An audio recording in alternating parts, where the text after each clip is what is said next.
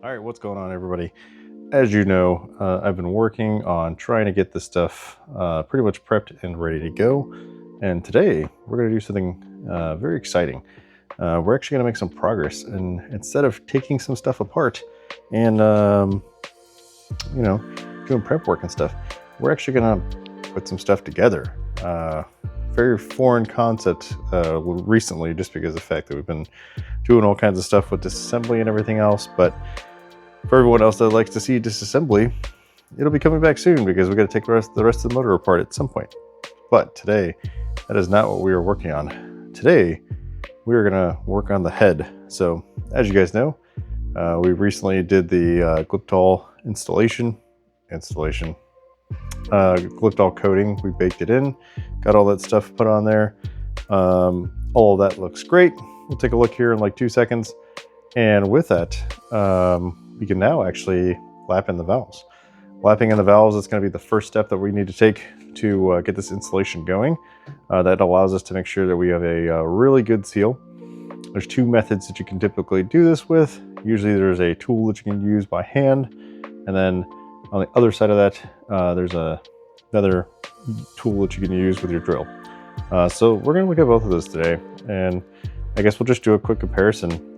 I'll just do one by hand, I suppose, and then from there use the drill method on the other one, and we'll just compare notes. But you have to use the valve lapping compound to go with it, and it's like think of it as like a very abrasive paste, and there's definitely a technique to it. But we'll go ahead and take a look at the head right now, and then we'll get ourselves set up specifically for lapping the valve. So okay, so as you can see or remember, this is the coating that we did. Now baking everything helped kind of smooth it over. Everything looks really good in here. Very happy with the way that it came out. Nothing crazy or major. Did notice a few tiny little spots that I just could not get to, but that's nothing any of concern. I'd rather have areas that were kind of not necessarily finished than areas and spots that I didn't want to get any of the Glyptal in. So let me get this flipped over and we'll get the camera set up, and then we'll just talk about it a little bit. Okay, so as you can see, we get our head, and what we want is right here where it's angled for the valve. You can see the lip of the valve. We want a nice and clean, I guess, meshed in area to allow for sealing. So there's usually a couple methods to do this. And actually, before I put that in there, let me do something real fast. Okay, I just realized I don't want to throw it in there without some assembly lube. And strangely enough, this stuff actually smells like a fireball. Don't drink it. All right, got some on the stem. We're gonna throw that in there.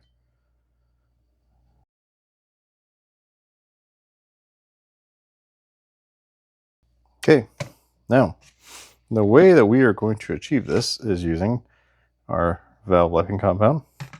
And then what you do is there's a suction cup on one side. You'll literally place it on there, and then you're going to go back and forth as if you're trying to start a fire. Every once in a while, lifting it back up, setting it down, and you'll continue to do that. And what you should notice is that as we're doing this, you're going to hear an audible change in sound. That's going to tell you that we've grinded up the majority of the grit that's in there, and that we will need to go through and apply some more. So the alternative to this is using a drill, and this thing will do essentially the same thing. It makes it a lot easier. It's supposed to go, you can see how it goes back and forth. All right. And that just makes it a lot easier for us to be able to do it. So we're going to do this one by hand first, and then by drill, and then we'll just compare. Let's see how they look together. I'm just going to apply some of this on here. You can kind of see the glitter. That's that that grit that I was telling you about. Now, obviously, you don't want any of that on the stem, because the last thing you want to do is grind your stem up. Okay.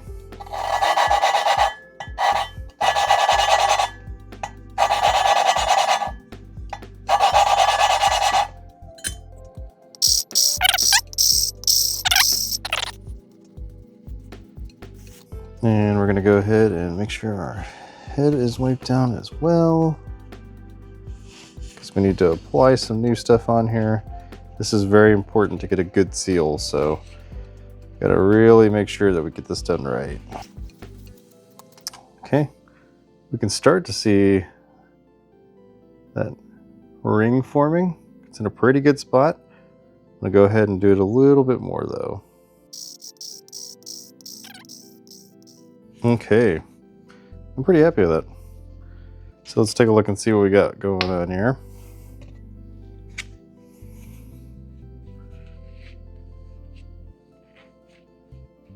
So, nice line right through there. Nice seal. Right down the middle. Very strong all the way around. This is good. I like it. So, that means this valve is lapped into here. So I'm going to do a quick cleanup, and then we can start on this one right here.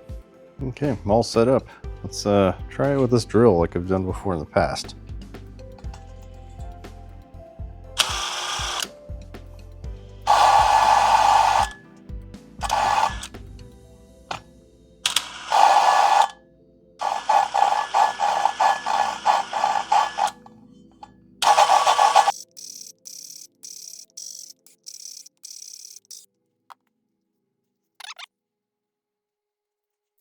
Okay. Yeah, I mean, getting there. We definitely need to do a little more. So we're going to do another pass. Let me get this old stuff cleaned out of here once again. Get some new paste on there, and then we'll hit it again and see how it looks.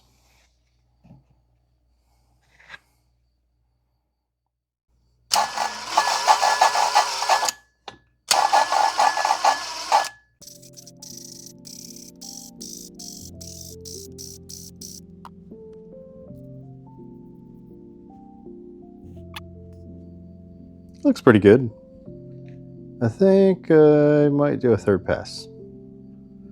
Might be kind of hard for you guys to see. Let's go for a third round. Let's see how it looks.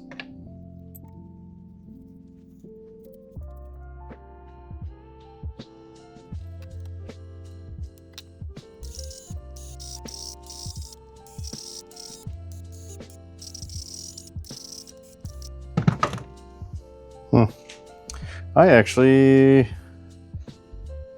kind of think I prefer this. You can't really put a lot of pressure on that because it just kind of slides.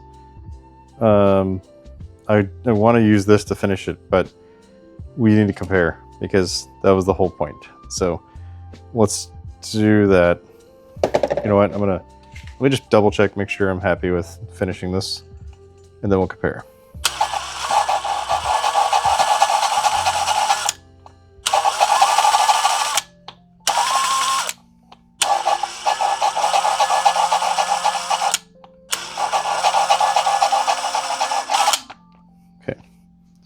See, the problem is I can't really use pressure with that other one. Maybe it's because the suction cup that I'm using is just kind of small. But I feel like I can't apply a lot of pressure to it. So this one with a drill, this one by hand. And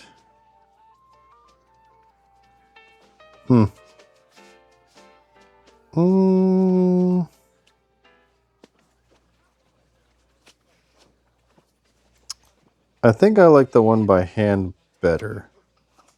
I feel like it's a lot more even. Whereas on here with the drill, it looks like you can see small areas where it really didn't apply enough pressure to evenly grind it. So I think I'm going to go by hand and see how that works for the rest of this moving forward. I got a little bit of seepage from this valve to this valve, and that's a bad day. So we're going to get that cleaned up. So I'm going to wipe this down, and then I'm going to do it by hand real fast. And then let's see how it looks. Is doing it by hand the better method? I could see where using a drill would be easier if you had to do a ton of them. But I mean, it's only one cylinder, so it's not that hard. All right, let's try this again. By hand, let's top this off and see how it looks.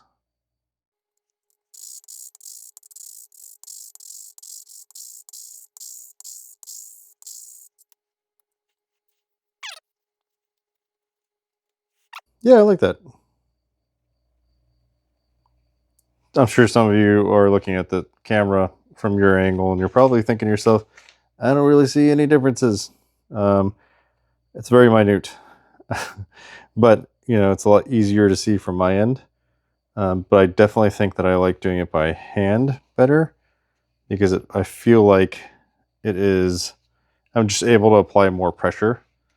Whereas with the drill, I was not able to apply really any pressure at all. So since I did this several times, I think I'm going to do the other one just one more time. I feel like I did it 4 times on this side. So I should probably do it one more time on this side too. All right, folks, that's going to be it for part 1. I'm going to break this into 2 parts mainly because this is obviously taking quite a long time. And probably just going to cut it probably halfway through just to make it a little bit easier. So that way we're not sitting here, you know, watching me do the same thing for valve lapping.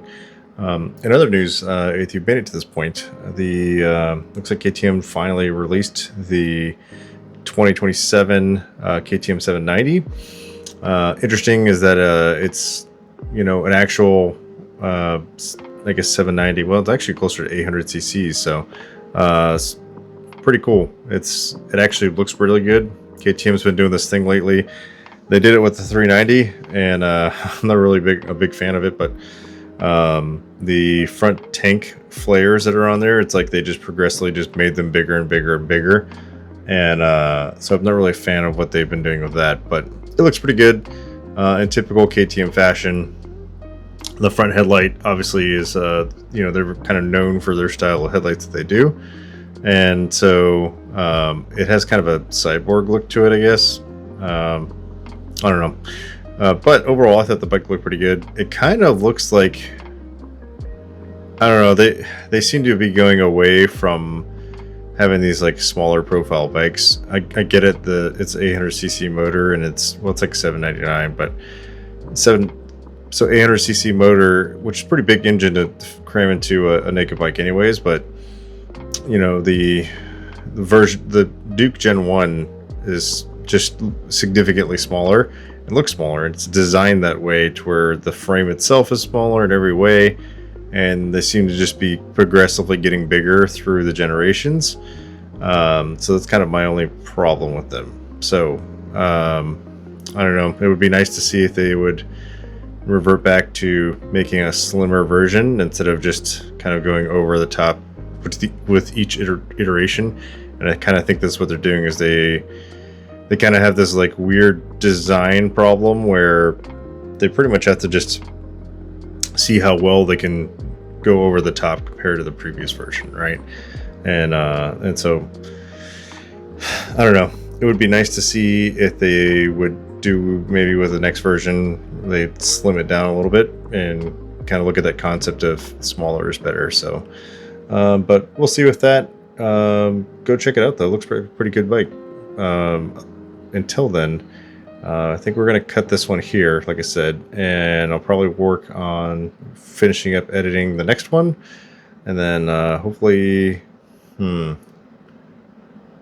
let's see, probably this weekend I need to go through and clean up the other cylinder, and then also paint the cylinder as well, because, you know, I went over and did all the deburring on the original one.